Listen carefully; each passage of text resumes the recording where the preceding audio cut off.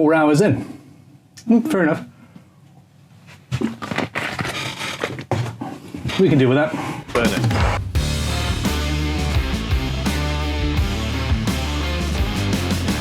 Perfect! So this is clamped and done. Off you go.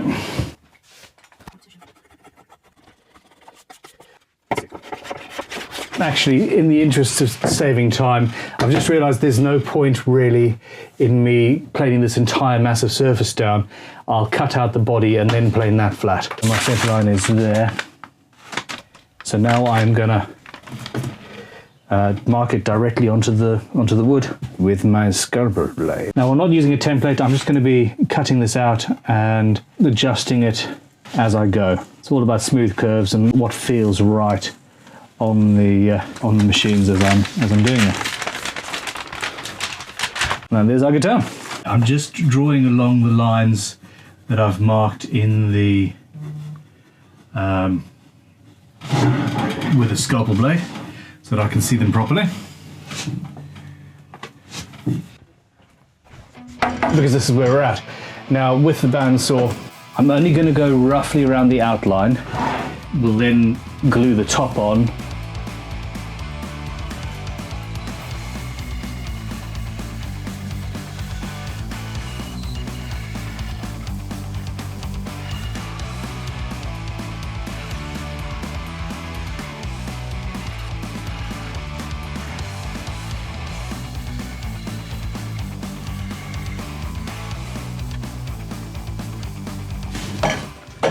There we go.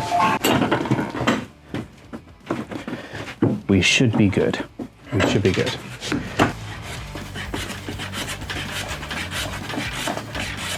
So I've now got a much smaller area to plane flat. Okay. There we go. This is good.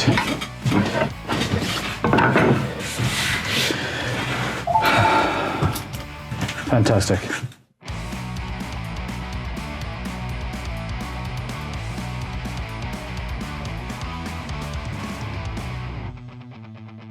I'm using big Famag Forstner bit to beast out a lot of this material. Set a depth stop. I'm not going deeper than that. This will do nicely.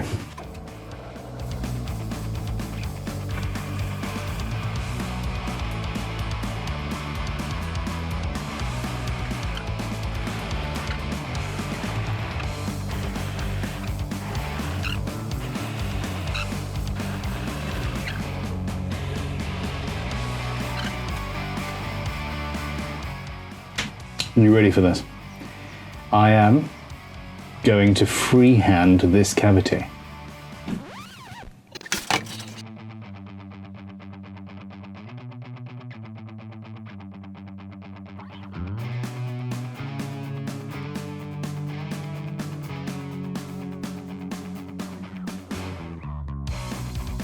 I'm going to be doing this on a freehand sort of basis, going in gently, and then after that we'll see.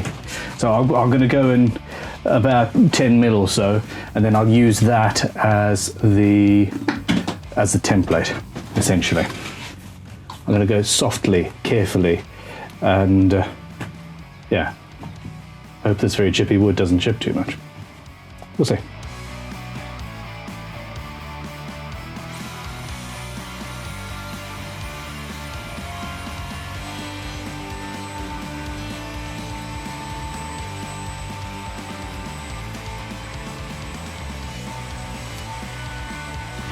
Alright, so we are sitting here with almost what I'm after. I'm just going to tidy up this edge quickly a little bit.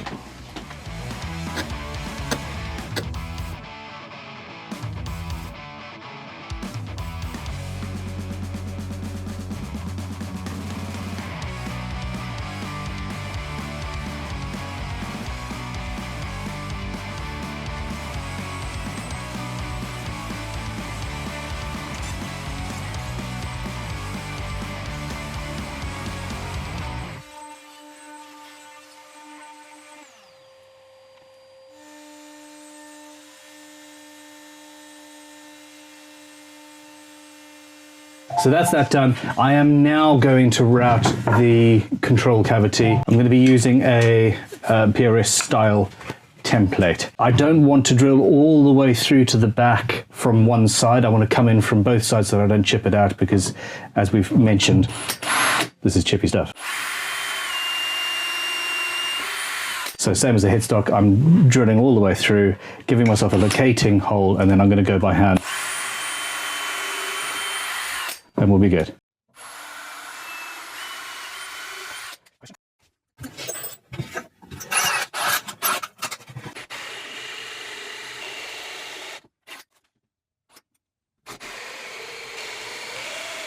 Good drill, excellent drill bit, and a steady hand and you're okay.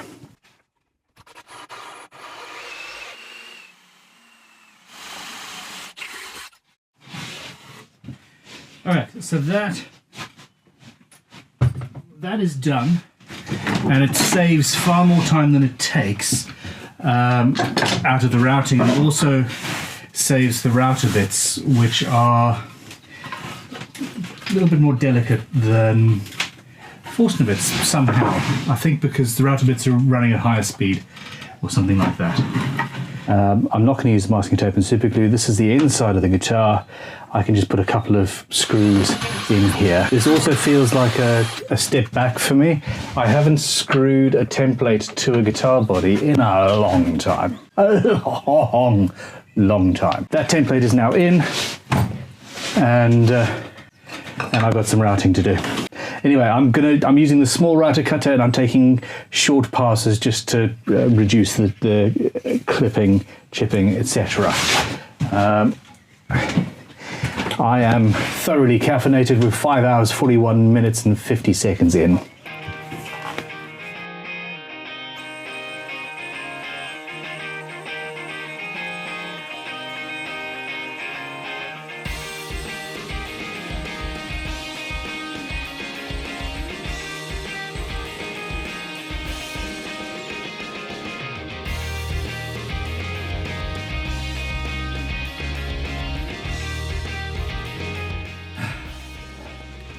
All right, you beautiful people.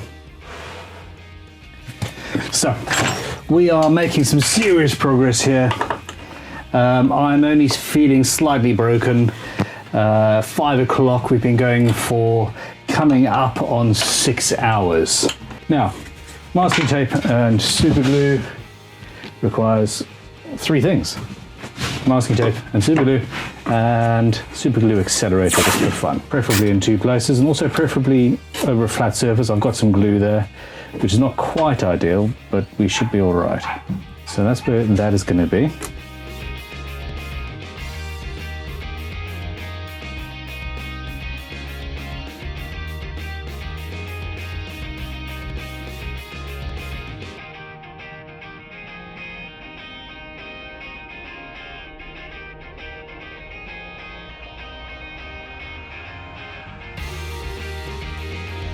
Back to a 1/4 inch collet and a small router bit. And again, one of my favorite things about the Triton router, just how easy it is to change all of this stuff. Is that tight enough? Yeah. This is going to be a quick one.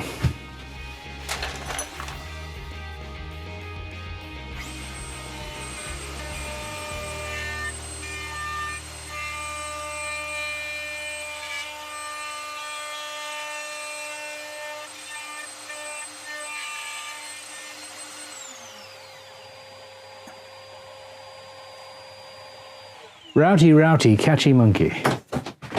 I think we're doing quite well.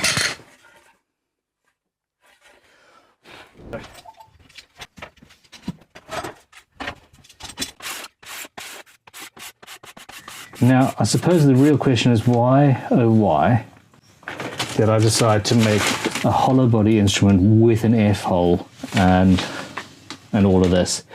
The 6 hour and the 9 hour builds had no tops, if I recall. It was just built as it was, and the 12-hour did have some carving involved. Yeah, not this chaotic.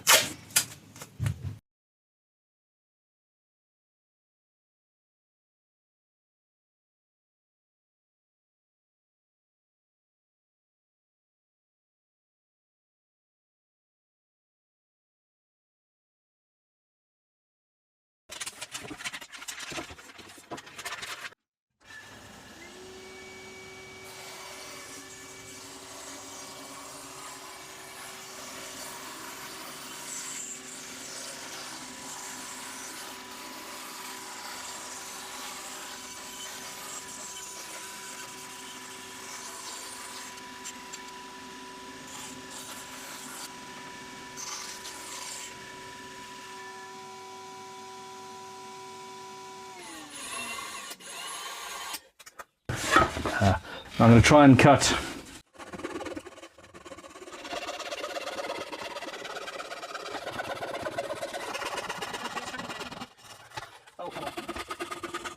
okay, this moment right here would be the absolute most annoying point for the blade to break.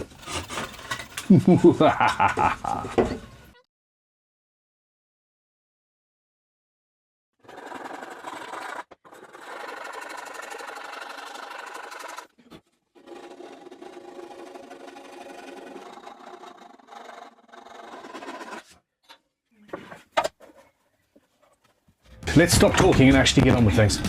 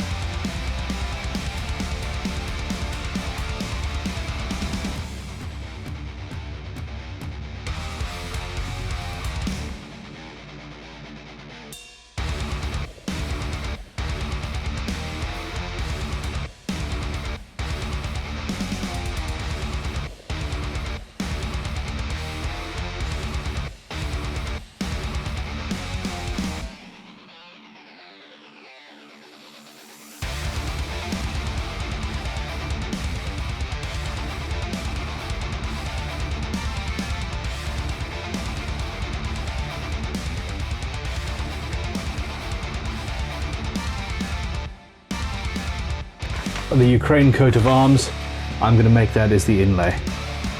So that's the shape. It's blue. That's too thick, that's too thick. Alright, so this is a bit of epoxy we made in the inlay out of a long time ago actually. I'm going to cut it out of this. Now the beautiful thing is, the actual inlay process is easy enough because it's just going to be a fairly big shield shape that I cut out of the wood. I'm not going to be cutting around all of these little holes.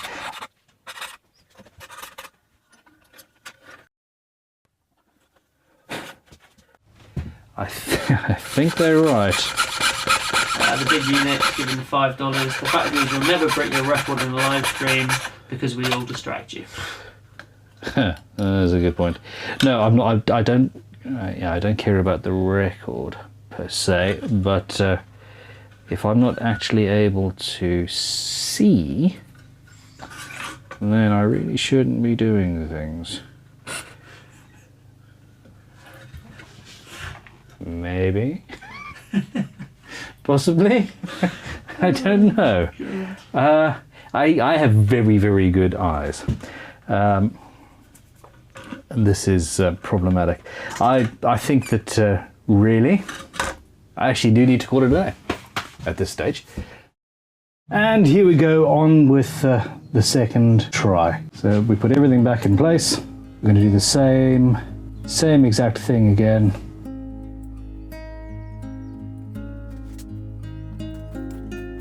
I need to be absolutely certain before it goes in the oven that it's correct. Masking tape is going to be on the bottom, and it's going to be cooked with masking tape, and that's fine. Masking tape, sticky side up. There we go. And then in order to keep everything from going sideways while I'm working on it, tape it down. I don't care where the fret goes.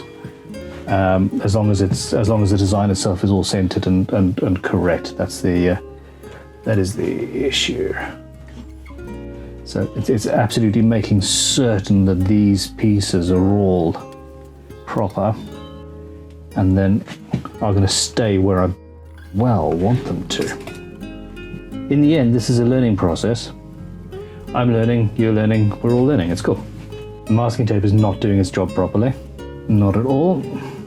This needs to be glued down to a substrate in order to stay solid. Okay, so I've pushed as much as I can in there. I'm going to cut the excess away in a second. Talitha was very clever and brought a cloth down for me to wash my hands to get the yellow off. This is the problem. These pieces are all just very, very, very tiny, and any pressure on them is moving them.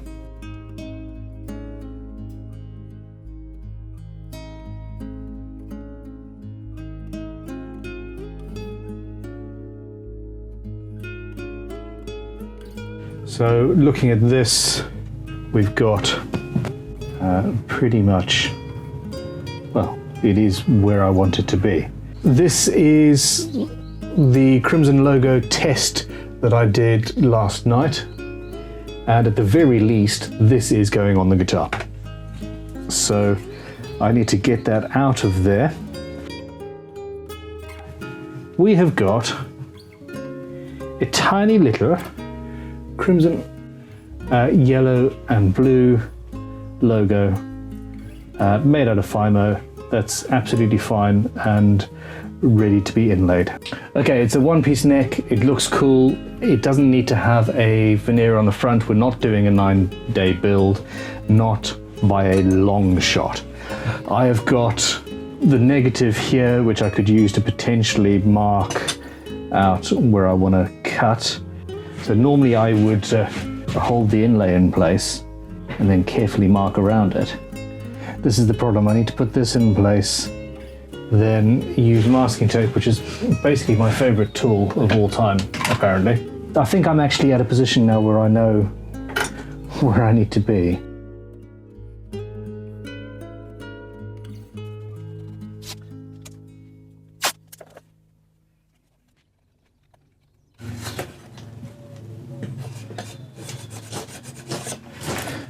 There we go. That's marked out. I need to go over the lines again with the scalpel and see what happens. This is a little 1mm chisel, and essentially, at least with straight lines, it's fairly straightforward to just cut out between the lines. Okay, now I could have used a Dremel to cut this out, but it's not necessary. And yeah, I just felt like doing it this way. And I can also talk to you while I'm doing it. Oh, you poopy pooperson.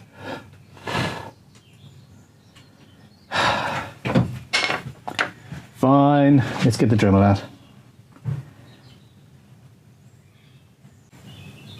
I had forgotten how chippy this wood is.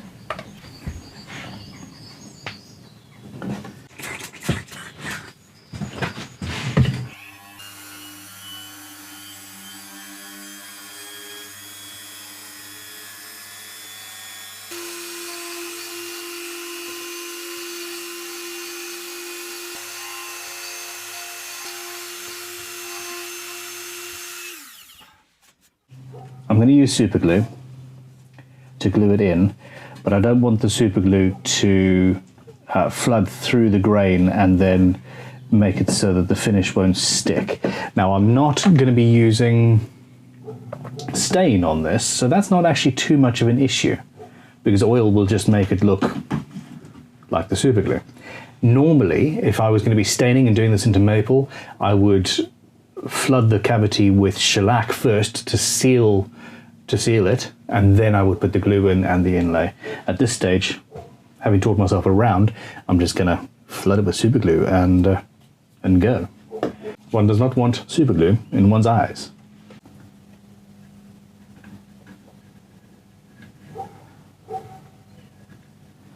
So this is the the thick cyanoacrylate that we currently sell at Crimson.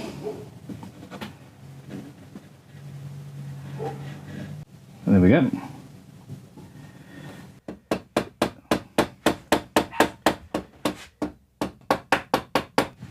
It's not melting, it's not setting it off, it just is gluing itself. I'm really happy with how that looks. That's cool. So this is the excess that we just left on the back, just to help support everything. Now I don't want to take too much off at a time, because that might pull sections of aluminium out. So this Fimo stuff is an interesting way of getting a lot of colours. It does appear to be working. It is, when all is said and done, plastic. And you know how I feel about plastic. I tend to avoid it where possible.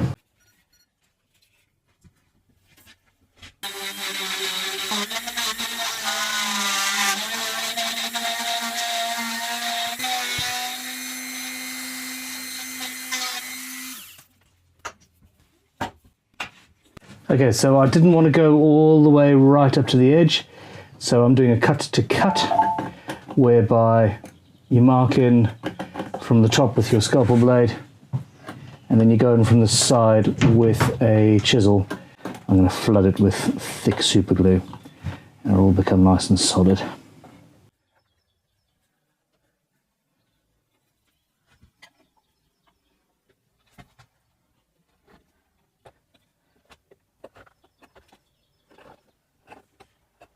This is where we're at. It's a little bit proud, and that's fine.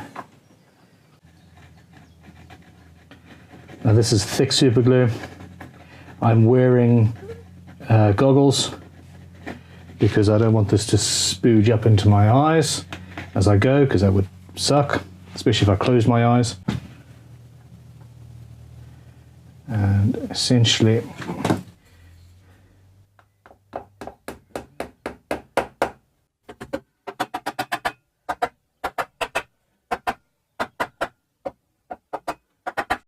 so in the middle, it's just proud of the fretboard.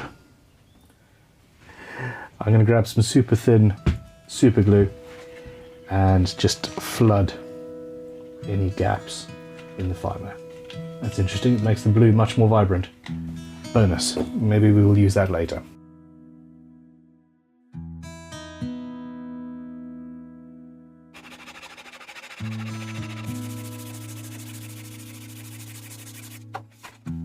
Would you look at that? Sorry about that. Cool, look at that. Nice. And that'll be what it looks like under oil. Okay, I'm going to file the corner off this inlay now. Okay, so I don't want this to get too hot. I don't know how that would react with the plastic.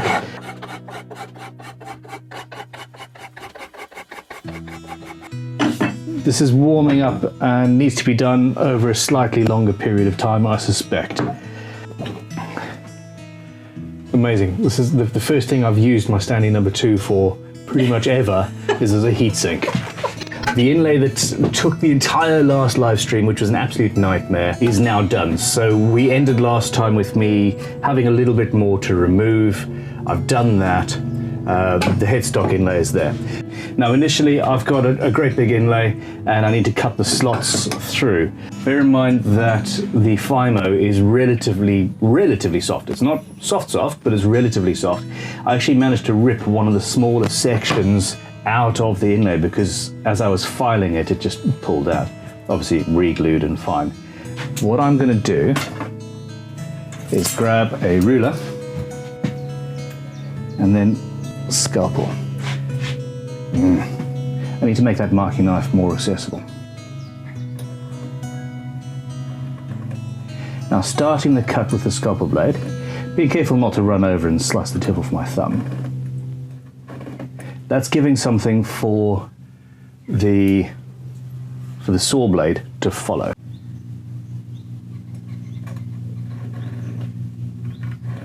Gently mark it out, visually check and see that it looks square and good. And it does. And there we go. Now I've masking taped a fret tang depth on there.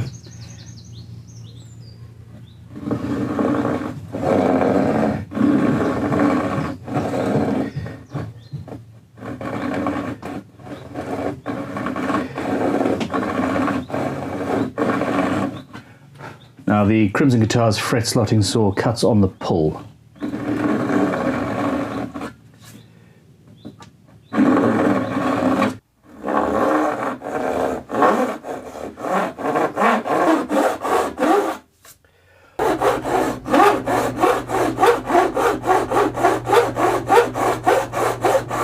I'm going down to the masking tape line.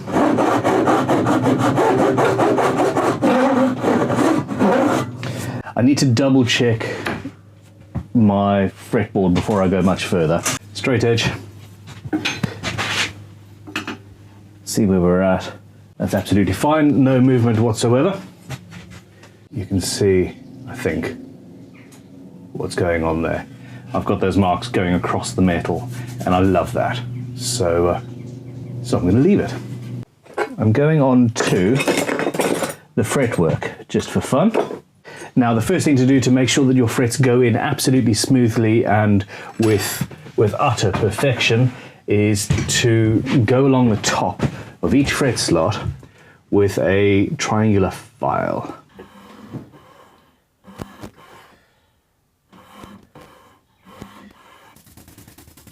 I'm using some Evo Gold Bronze fret wire. It's sort of yellowy. This fret wire is harder than standard nickel silver and a little bit softer than steel.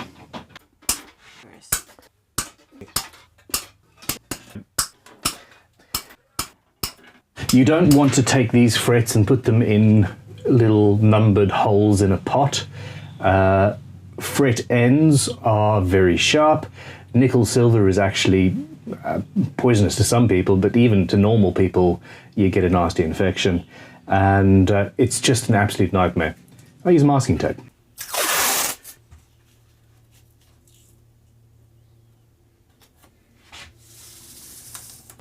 And there we go. All of the frets in a line, no worry. Flip them over. And you just tape down the ends that way so that it's easier to pick the frets up. Hold the fret in between your your thumb and forefinger and just locate it. Now I personally prefer using a hammer. It is just the way I've done it forever. For me, a good old fretting hammer is the beast. I use wood glue in the fret slots, and it's not to hold the frets in, it is to fill the slot, or at least mostly fill the slot, so that in the end you don't have a piece of wood that's got 22 or 24 small cavities in it that A, might create random weird vibrations, but B, certainly reduce the overall rigidity and strength of the fretboard. So yeah, we do that. Actually, before I do, I need this. Haha, and this needs water in it. So the other thing is, by using wood glue, it's water-based and I can clean it up. Now, in the chat, Tanya, could you do a poll and see how many people who are currently watching have heard me say that exact spiel about glue in the past? Glue spiel. Glue spiel.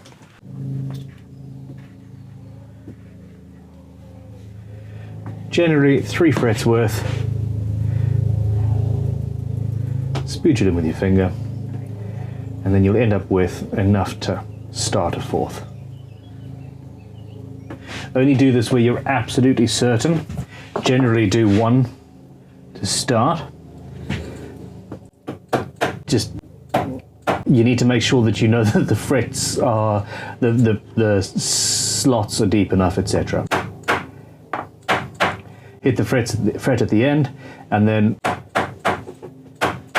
we slowly work our way into the middle.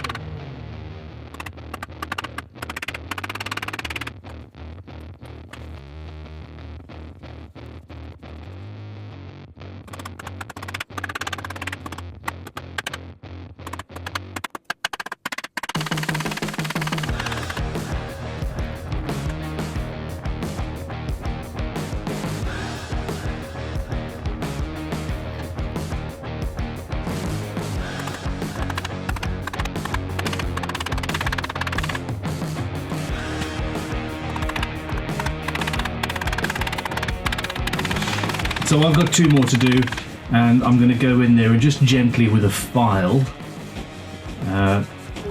remove a little bit of the tang in the middle. Essentially, I'm just going to go sideways down the middle of the fret.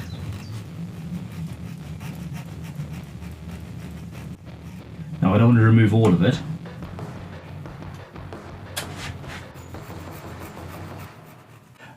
Hope that it goes absolutely swimmingly and that I've taken enough material off to not damage the inlay.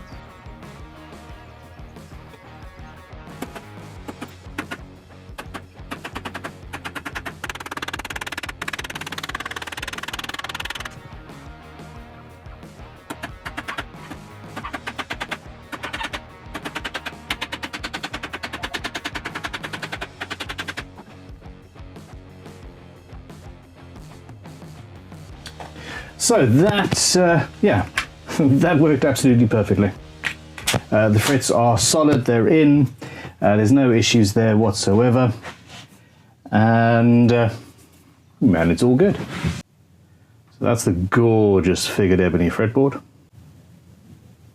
and here we are. So I need to cut these fret tangs off now. That's the next stage. I feel like I'm going swimming.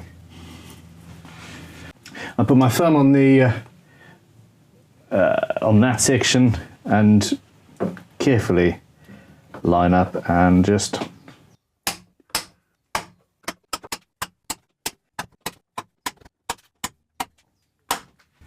now at this stage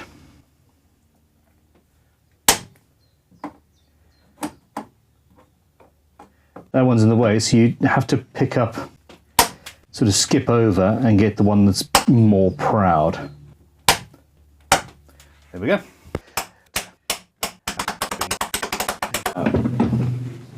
So there we go. Fret rubbers. The act of using the water to clean up the glue has made the wood a little bit furry. It's raised the grain on this wood. So I'm going with a fine fret rubber, then a super fine fret rubber just on the wood itself. This is going to give me a beautifully homogeneous, perfectly sanded fretboard. I use this trick a lot also when cleaning particularly dirty and old fretboards, where a fretboard cleaner will not do the trick because it's just 40 years worth of crud. And this also just helps to tidy up after all sorts of things. Okay, now I need to use a fret leveling file just to level the frets.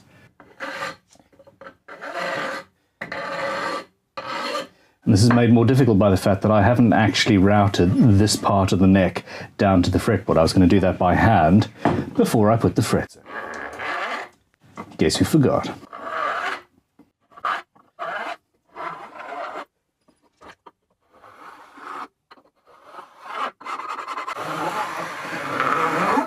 And you can hear that was me on wood.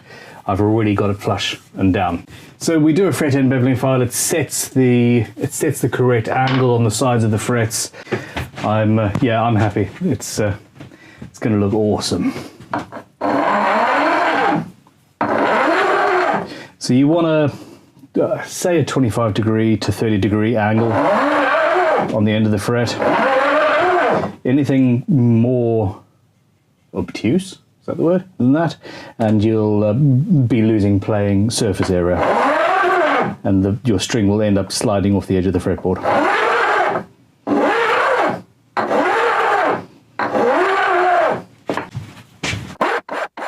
Now you'll hear a difference as I start to hit the wood at some point. See?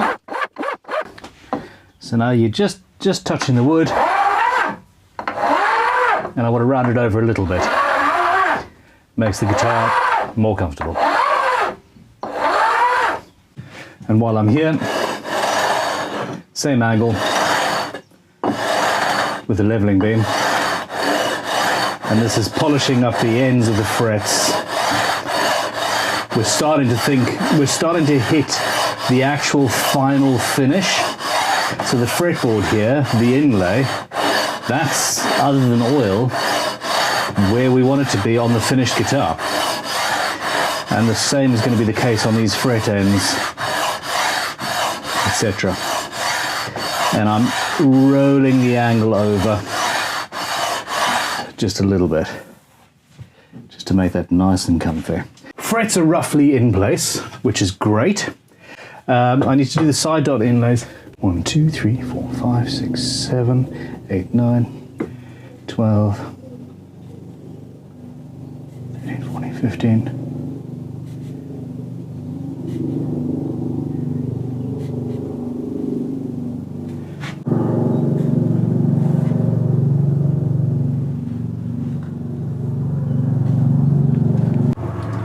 This is one of my favorite drills. This is an incredibly early Miller's Falls #1, and yeah, it's from the early 1890s or late 1880s.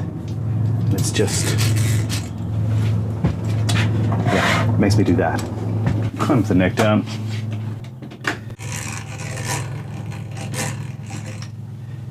Don't you love that noise? We're just going to go with the mother of pearl in that case. So yeah, I don't want to drill too deep at this point. Whereas if I was using the standard plastic rod, then I would go 2 or 3 millimeters deep rather than the 1 to 2 that is required with these.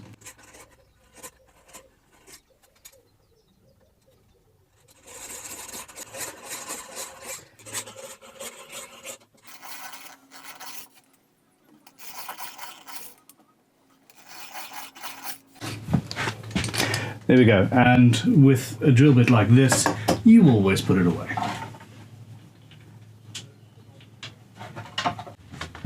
Here we go, we've got our little side dots and a little pair of watchmaker's tweezers. Super glue, accelerator.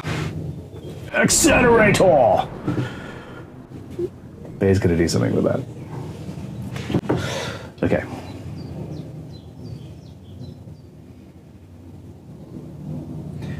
Tiny hammer. And some goggles. Repeat after me, you don't want super glue in your eyes.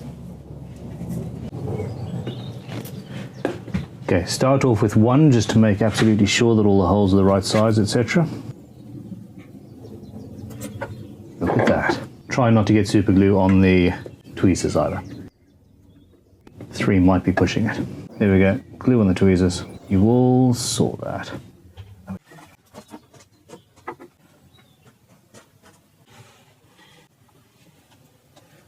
Yeah, there we go. So this is the accelerator. So again with the leveling file, gently, I'm riding the side on the body of the neck there, and then slowly randomly pushing it down.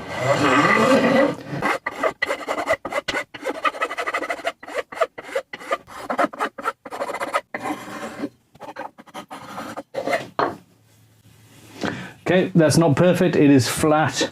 We'll carve the neck and then we'll fine sand the whole thing later. Burn it.